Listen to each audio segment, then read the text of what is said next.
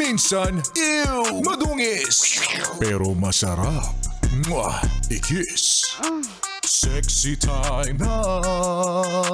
Sexy Mega!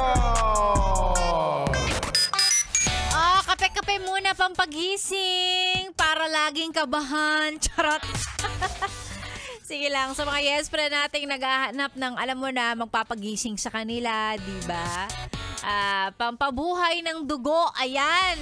Lalo na kapag ganito, naiintindihan ko yan eh, lalong-lalo na yung mga umaalis ng bahay, papasok sa trabaho, gigising ng mga 3:00 ng umaga, babiyahe ng maaga para umiwas sa traffic.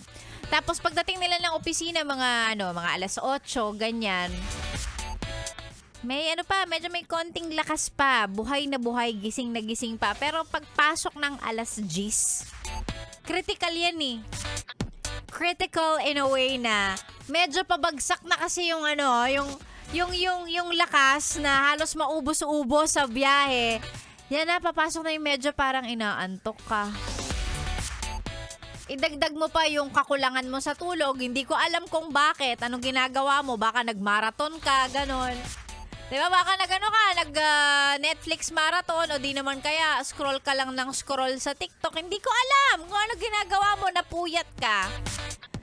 So pagka mga ganitong oras, ayan na, inaantok na, medyo mabigat na yung mata, parang gusto nang mag-power nap.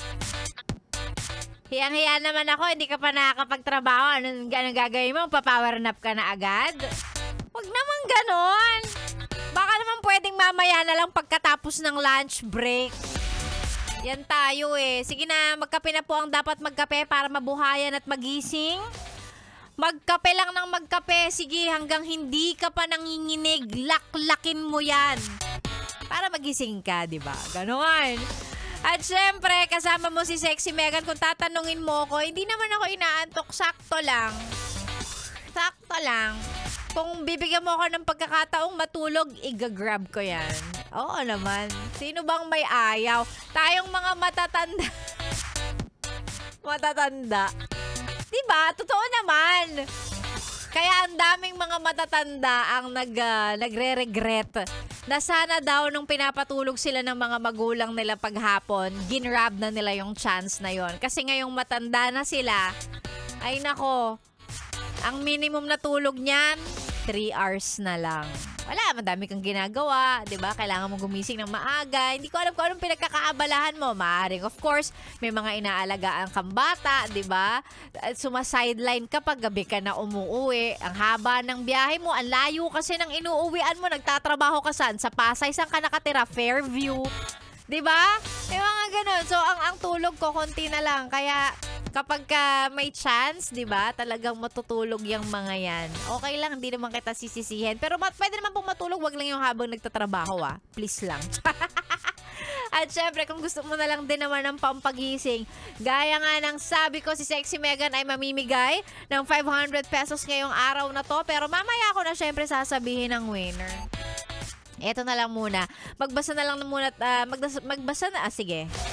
Bulol yan. Magbasa na lang muna tayo ng mga pa-shoutout natin for today. O eto, batingin lang natin ng happy birthday ang nag-iisa. Happy birthday, Commander Peter Negrido ng Rescue Recon. Ayan, galing ang pabati kay Ma'am MJ Versosa. Ma'am MJ, magandang umaga. Maraming salamat sa pakikinig at happy birthday. At sa lahat ng nagbe-birthday ngayong araw na ito, happy birthday po sa inyo. Nawa makarating kay Sexy Megan ang pakok at pakanton ninyo. Ay, hello po, good morning. O, eto pa mga pa-shoutout. Nasa biyahe din siya, sabi niya, pa-shoutout naman po, Quali Steel Boys. Ayan, si Edwin Recto Mendoza, thank you. Ganon din si Joseph Magsumbol, nakikinig sa kanyang bahay. O, laki ng radyo, naka-Yes FM. Noel Ilustre, magandang umaga. Thank you sa pakikinig. At pati na rin daw sa kanyang kapatid, ayan, na mahaba ang baba, si Julian Ilustre. Grabe siya. Thank you for listening. Ang mga pa-shoutout ay isa na po sa ating Facebook page. Mamaya malalaman ninyo kung sino ang mag-uwi ng 500 pesos. This is 101.1 Yes FM. Solid! Good morning!